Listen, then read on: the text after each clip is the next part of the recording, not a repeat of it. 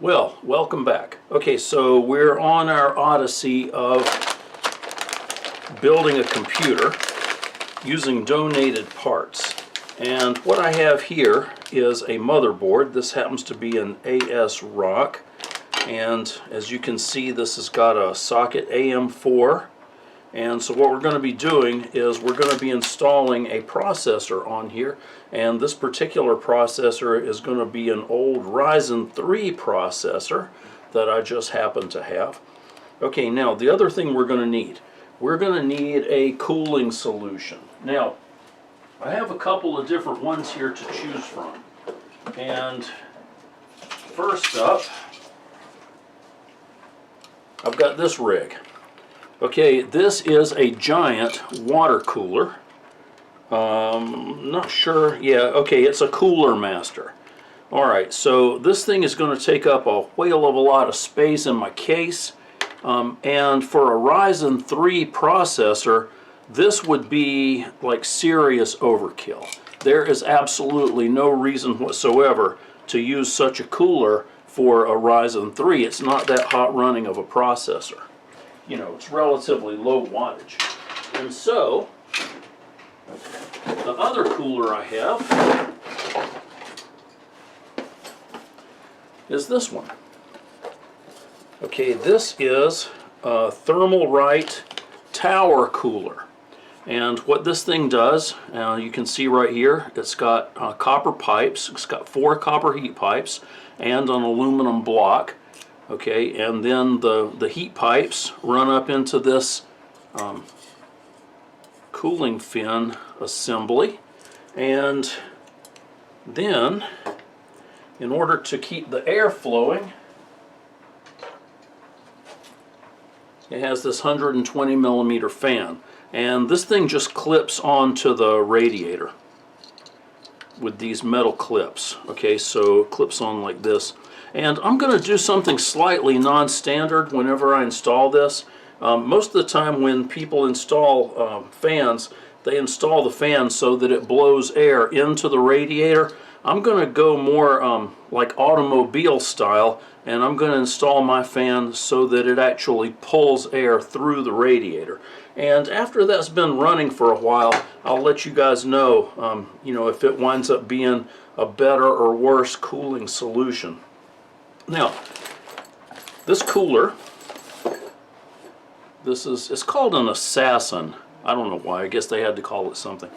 And it comes with adapters that will allow you to use this thing with either an Intel processor or an AMD processor. So for AM4 and 5, you're going to use these pink standoffs. For an Intel 1700, you're going to use these blue standoffs. And for an Intel 1200, you use these black standoffs. Okay, so we are using AMD, so we're going to be using these pink ones. Okay, and here are these brackets. Now, this thing also comes with a tube of thermal paste, and some instructions. I'm not trying to do an advertisement here for this particular brand of cooler. It's just these tower coolers, you can get these for 20 bucks, and they are a really good cooling solution for most processors, actually. I've got a friend that runs like a Ryzen 9 using one of these tower coolers, and he doesn't have any heat issues at all. And some of these guys have like two fans. They have a push and a pull, so you know, that can give you even more you know, heat exhausting capacity.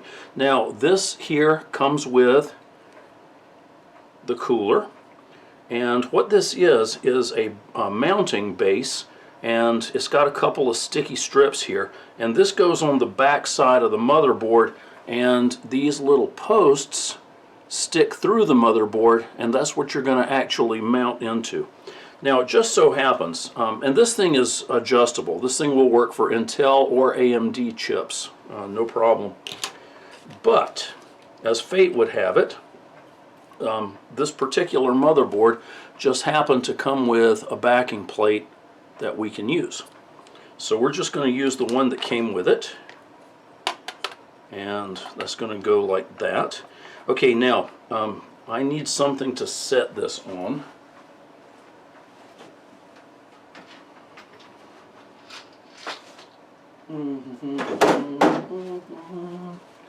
Let's just use this little tool container. Alright, here we go. Alright, now I'm going to go ahead and mount. I'm not going to put my chip on just yet, but I am going to go ahead and put my mounting bracket on.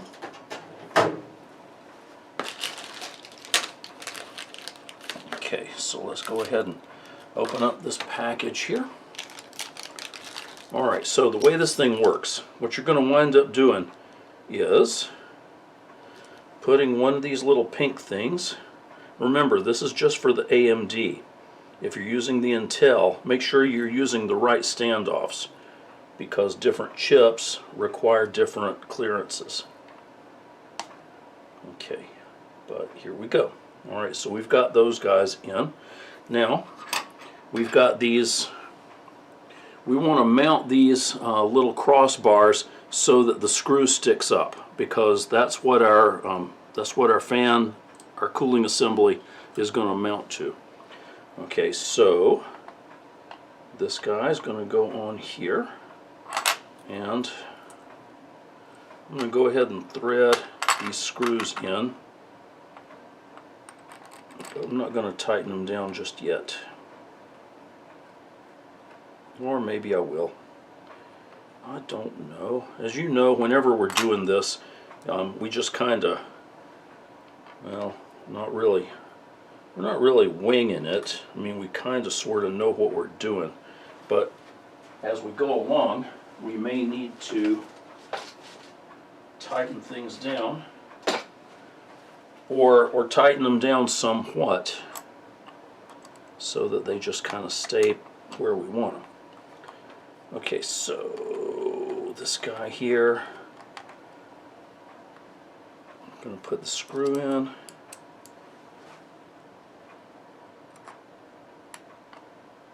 And put the screw on this side. Loosen this guy up just a little bit. Here we go.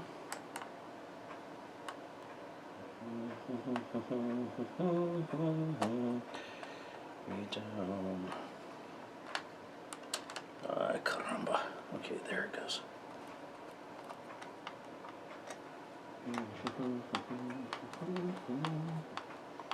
These things are made to pretty close tolerances, so you kind of have to tighten them down. You know, you may have to tighten one side and then go back and tighten the other, you know, and then just kind of keep working back and forth, you know, until you get it all the way down. And again, now I know how I'm always talking about how these are not weight bearing, but in this case, this particular bracket kind of is. Reason being, and so you want this thing to be pretty secure, because ultimately, hey, Chris is looking in the door at me. Ultimately, what's going to wind up happening, okay, going to tighten that thing down, but I'm not going to crank it down because I don't want to wind up deforming these standoffs, because they're just made out of soft plastic.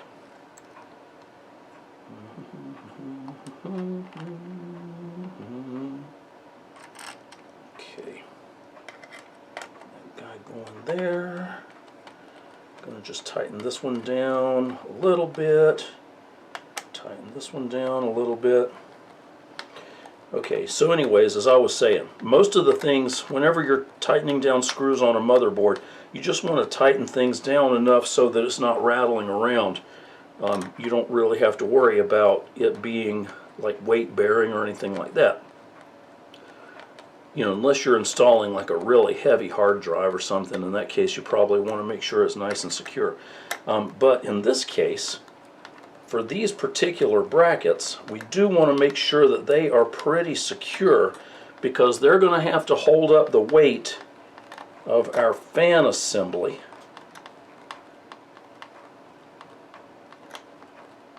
So, yeah, Gonna just tighten this guy down a little bit. There we go. Okay, that's nice and rigid. Super. All right, now, next thing we're gonna need is our processor. So, let's go over here.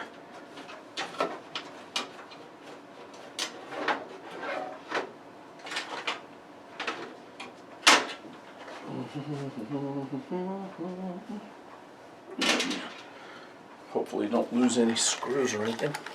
Alright, so here's our processor. This is an AMD Ryzen. Okay, now this is an older one.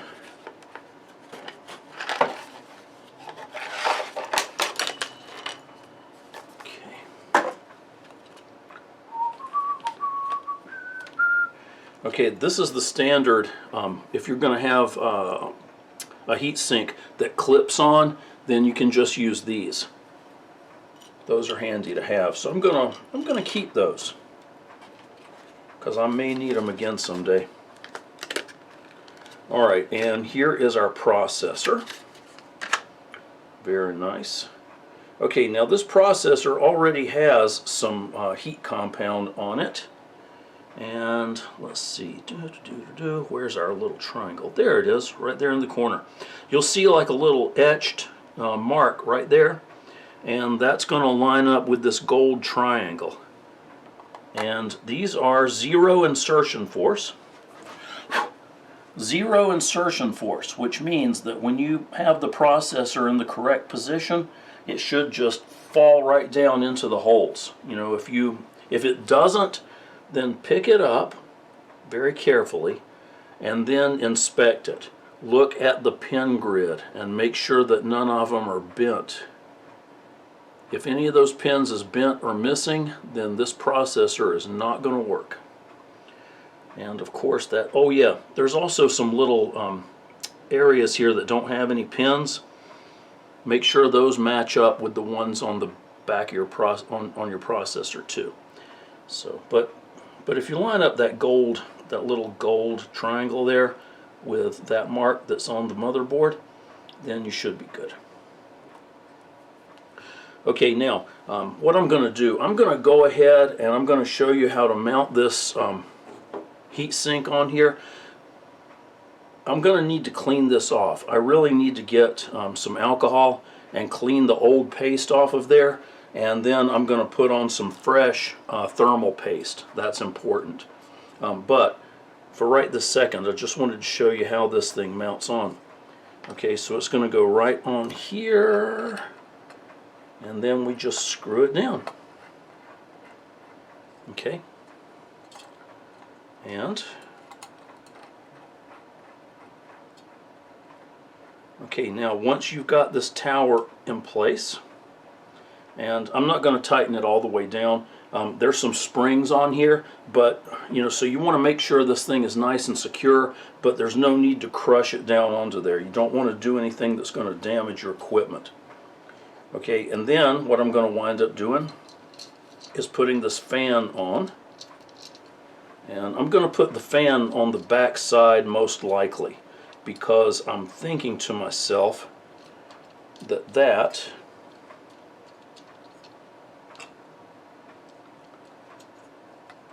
is going to be, well, I don't know, I may not have, you have to make sure that wherever you mount your fan, you actually have clearance for it.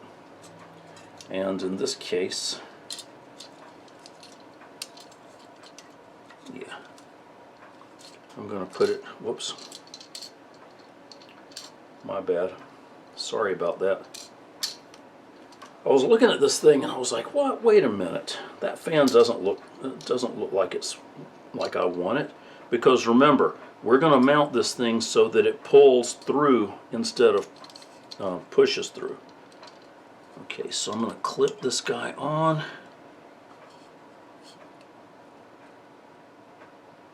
To this side.